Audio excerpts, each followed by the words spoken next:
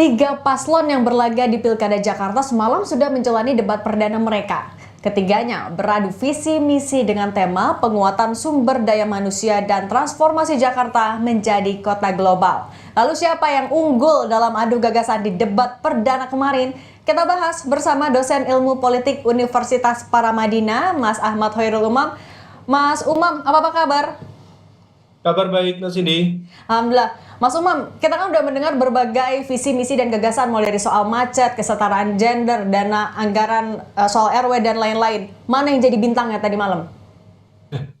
Ya, memang semalam menunjukkan sebuah dinamika forum yang cukup baik. Kita juga bisa merasakan bagaimana kemudian pertarungan ide gagasan dengan spektrum cara pandang yang beragam. Tetapi di saat yang sama tentu juga ada beberapa hal yang tampaknya juga masih cukup perlu diperdalam, misalnya bicara tentang konteks bagaimana meningkatkan kualitas SDM ya, sumber daya manusia, dan juga terkait dengan bagaimana jaring aspirasi di masyarakat.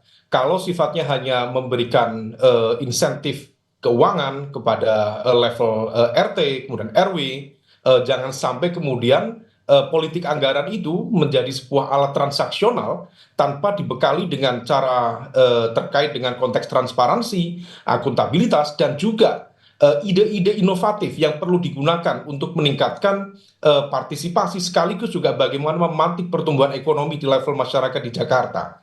Nah, oleh karena itu hal-hal semacam ini perlu dipertajam dan apa yang disampaikan oleh sejumlah calon seperti dari Ridwan Kamil, kemudian Pak Pramono dan juga Dharma Kun, saya pikir itu bisa menjadi salah satu alternatif yang kemudian menjadi ukuran bagi pemilih untuk memilih di pilkada nanti. Tapi kalau Mas Umam ngelihatnya secara umum dari 6 segmen kemarin, siapa yang paling menonjol? Dari gagasannya, dari gesturnya, siapa yang paling menonjol Mas Umam?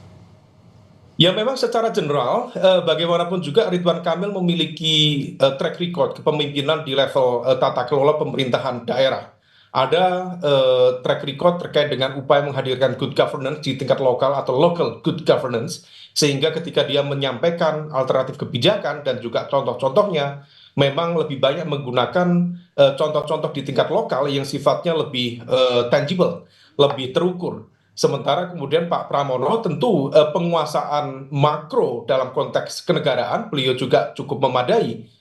Tetapi juga di saat yang sama mungkin pertama ya ketika beliau dalam mempresentasikan itu membaca materi yang disiapkan, rasa-rasanya kemudian itu memunculkan pertanyaan terkait dengan kesiapan dan juga penguasaan terhadap materi. Tetapi secara umum Pak Pramono juga menunjukkan kemampuan untuk berargumen dengan baik. Meskipun referensi-referensi digunakan dalam konteks kebijakan publik tidak banyak kemudian yang mengulas dalam konteks lokal. Jadi aspek lokalitas ini yang tampaknya ke depan perlu diperkuat lagi oleh Pak Pramono dan bisa di backup oleh Rano Karno sendiri yang juga pernah memiliki track record dalam konteks tata kelola pemerintahan lokal. Oke, Mas Umam, yang jadi PR kan adalah bagaimana mereka juga bisa membumikan visi misi gagasan mereka agar dimengerti oleh masyarakat Jakarta. Nah, kalau melihat dari debat kemarin, bisa dibilang sesuai nggak dengan harapan publik? Ya, memang ini menjadi spektrum yang sangat luas ya, karena misalnya bicara tentang konteks dana yang kemudian dijanjikan 1 miliar per satu RW. Tentu dalam konteks kebutuhan sehari-hari, bicara tentang konteks masyarakat di akar rumput, nilai uang itu bisa saja menjadi sebuah magnet politik. Tetapi kemudian niat ini adalah sebuah upaya untuk menghadirkan bagaimana kemudian aspirasi di level bawah itu bisa tercipta. Lalu bagaimana kemudian 1 miliar itu digarap, diarahkan kepada apa, prioritas kebijakannya seperti apa, pengelolaannya seperti apa. Nah, khawatirnya para paslon ketika kemudian menawarkan itu, maka kemudian tidak dibarengi dengan instrumen-instrumen yang jelas dalam konteks aplikasinya. Nah, ini yang kemudian perlu diantisipasi. Kalau misalnya Ridwan Kamil bisa memberikan penjelasan dengan jauh lebih komprehensif terkait dengan bukan hanya distribusi 1 miliarnya, tetapi bagaimana kemudian mengorkestrasi. Misalnya wilayah Jakarta Utara punya potensi atau kapasitas dalam bidang apa, kemudian masyarakat di Jakarta Timur punya potensi di bidang apa, lalu kemudian bagaimana saling menguatkan, saling mensubsidi dan lain sebagainya, itu akan jauh lebih clear. Tetapi kalau hanya distribusi 1 miliar dan kemudian diberikan begitu saja, tentu ini akan berpotensi menjadi alat politik transaksional yang kemudian berkedok dengan dana-dana aspiratif dan lain sebagainya. Nah, ini yang kemudian membuka ruang bagi Pramono Anung misalnya untuk melakukan serangan terhadap ide tersebut, misalnya dengan menyampaikan bahwa tidak boleh lebih dari 5% dalam konteks angka di level RT RW itu. Nah, ini yang kemudian perlu dicermati secara detail. Oleh karena itu di forum-forum yang akan datang, rasa-rasanya tim sukses termasuk juga para paslon perlu menimbang secara lebih detail dengan ukuran-ukuran yang lebih jelas. Kalau misal itu cukup make sense, saya pikir itu akan bisa jauh lebih menjadi magnet kekuatan politik ke depan. Oke, Mas Umam, tapi kalau kita juga lagi-lagi lihat secara keseluruhan, ada sanggahan, ada pertanyaan, tapi kayaknya minim adu kritik kalau misalnya kita bandingkan dengan Pilkada 2017. Kalau Anda melihatnya memang ketiganya lebih main aman atau ada atmosfer yang berbeda? Iya, memang situasinya cukup berbeda. Kalau misal di pilkada-pilkada sebelumnya, bahkan di 2017 terutama ya, ada kekuatan politik dengan menggunakan narasi identitas yang betul-betul menggunakan emosi dan juga perasaan yang begitu dalam, bukan hanya di level kontestan, di tim sukses, tetapi juga di masyarakat dan para pendukungnya. Saat ini kabar baiknya relatif tidak mencolok hal-hal semacam itu terkait dengan politik identitas.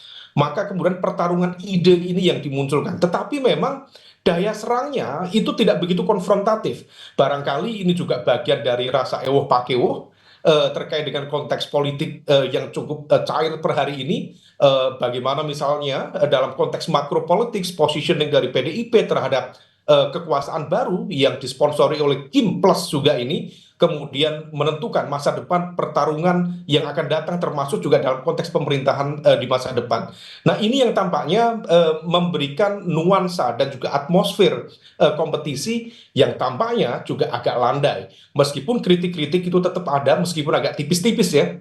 Misalnya ketika Pak Pramono menyinggung lagi-lagi misalnya ide Ridwan Kamil dan juga Pak Dharma Kun ya misalnya terkait dengan penggunaan kartu-kartu tertentu. Bagi Pak Pram dikatakan bahwa sudah terlalu banyak kartu dan itu memang gimmick lama yang digunakan oleh Pak Jokowi sejak Pak Jokowi tampil di Pilkada DKI Jakarta. Nah, oleh karena itu serangan-serangan ini akan jauh lebih substansial kalau misal memang masuk ke dalam ranah kebijakan publik. Semakin calon dan juga kandidat mampu menjelaskan kepada publik dengan ukuran yang lebih tangible, lebih merakyat, lebih memadai kepada masyarakat-masyarakat dengan tingkat literasi yang relatif menengah bawah, saya pikir itu akan jauh lebih efektif untuk menjadi mesin kampanye pemenangan ke depan.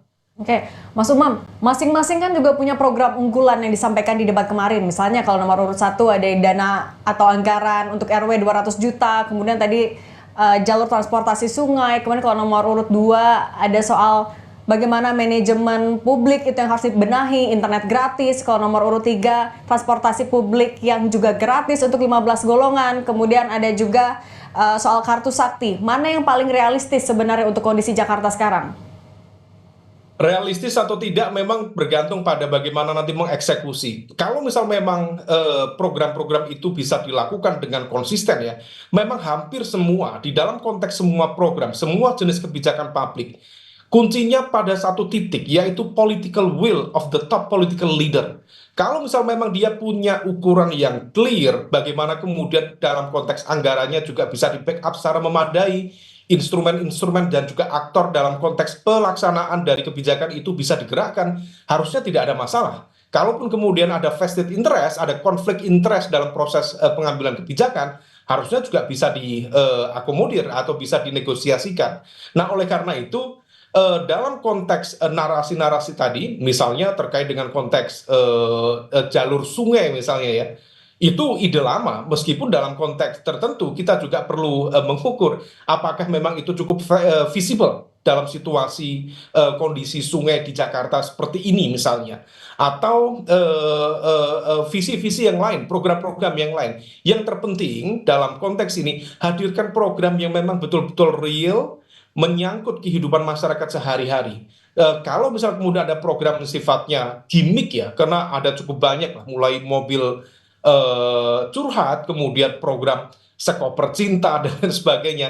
Itu adalah narasi-narasi gimmick. Oke, dalam konteks tertentu ada poin-poin kebijakan publiknya, tapi kemasannya itu tampaknya lebih ditonjolkan daripada isinya. Nah, masyarakat itu membutuhkan isinya. Apa sih yang bisa didapat oleh masyarakat? Kalau itu bisa diterjemahkan secara clear, saya pikir lagi-lagi itu adalah ruang kampanye yang jauh lebih efektif daripada hanya bermain gimmick yang sifatnya hanya permukaan saja. Nah, kalau kita mengambil dari sudut pandang warga Jakarta, visi misi gagasan yang disampaikan sudah cukupkah untuk menarik hati warga Jakarta sesuai dengan kebutuhan? Apalagi kan kita tahu ya, masih ada belasan persen warga Jakarta yang juga belum punya pilihan sejauh ini. Eh, Secara umum begini, bahwa visi misi itu seringkali dalam kontestasi politik di Indonesia tidak menjadi sebuah variabel yang cukup menentukan di dalam konteks keterpilihan seorang calon.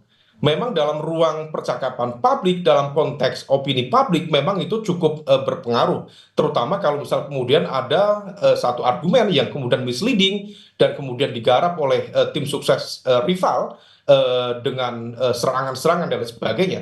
Tetapi dalam konteks keterpilihan di level akar rumput, rasa-rasanya ada cukup banyak faktor, termasuk mulai dalam konteks jaringan sosial politik, kemudian terkait dengan konteks mesin politik partai, bahkan pada konteks tertentu di level menit-menit terakhir, yaitu terjadinya serangan money politics yang juga cukup efektif mengubah arah preferensi politik masyarakat di tingkat akar rumput. Nah, ini yang kemudian harus diantisipasi dengan baik. Nah, akan jauh lebih efektif belajar dari kemenangan Pak Jokowi misalnya di Pilkada DKI Jakarta 2012 yang lalu. Waktu itu hampir semua lembaga survei banyak memprediksi bahwa Pak Fauzi Bowo akan memenangkan pertarungan satu putaran. Tetapi kemudian terbukti Pak Jokowi dengan narasi yang jauh lebih down to earth, lebih tangible, dengan kalimat-kalimat yang lebih memungkinkan dicerna oleh masyarakat di akar rumput, ternyata mampu menahan di putaran kedua dan akhirnya kemudian memenangkan pertarungan di putaran kedua. Artinya memang per hari ini visi misi dalam ruang debat tidak menjadi sebuah preferensi tunggal dan juga dominan dalam menentukan preferensi politik publik. Tetapi kalau misalnya itu bisa dilakukan secara optimal, fakta politik pernah mengajarkan kepada kita bahwa to some extent that's very effective political campaign strategy. Oke, Mas Umam, terakhir, ekspektasi Anda untuk debat yang kedua untuk Pilgub Jakarta apa? Ya, ke depan sebaiknya masing-masing calon lebih fokus di dalam konteks bertalian atau berkaitan dengan sosial ekonomi masyarakat di kelas menengah ke bawah. Karena mereka adalah segmen kelompok masyarakat ekonomi politik yang akan terdampak langsung pada kebijakan publik di level DKI Jakarta. Dan otoritas kekuasaan pemerintah Jakarta sendiri masih tetap kuat, meskipun ibu kota sudah bergeser nanti di IKN Nusantara misalnya, tetapi tetap APBD Jakarta itu sekitar 80-an triliun, dan angka itu adalah gabungan dari sekian banyak kementerian di level nasional. Artinya kekuatan logistik ini harus dijelaskan kepada publik di sektor mana, terutama terkait dengan bicara masa depan masyarakat, maka bicara Human Development Index. Bicara Human Development Index, maka bicara pendidikan, kemudian kesehatan dan kesejahteraan. Kalau per hari ini masih banyak menjanjikan tentang konteks yang sifatnya superficial, infrastruktur, taman, dan lain sebagainya, itu hanya bicara jangka pendek. Seorang pemimpin, seorang nobleman, seorang statesman atau negarawan yang benar-benar memiliki visi yang kuat, visi yang besar terhadap masa depan bangsanya, maka berpikir 20 tahun yang akan datang, 30 tahun yang akan datang. Nah, di level itu, kalau misal kemudian nanti bisa menjelaskan secara lebih clear bagaimana kemudian mengurus kualitas pendidikan, kesehatan, dan kesejahteraan, menghadirkan intermediary industries di bukan hanya di Jakarta Timur, di Jakarta Utara, tetapi juga di kota-kota satelit sekitar Jakarta untuk menopang ekonomi yang besar ini, itu akan jauh lebih dahsyat ke depan. Oke, baik. Dosen Ilmu Politik Universitas Paramadina, Mas Ahmad Hoirul Umam, terima kasih sudah berbagi di Rumah Pilkada. Saya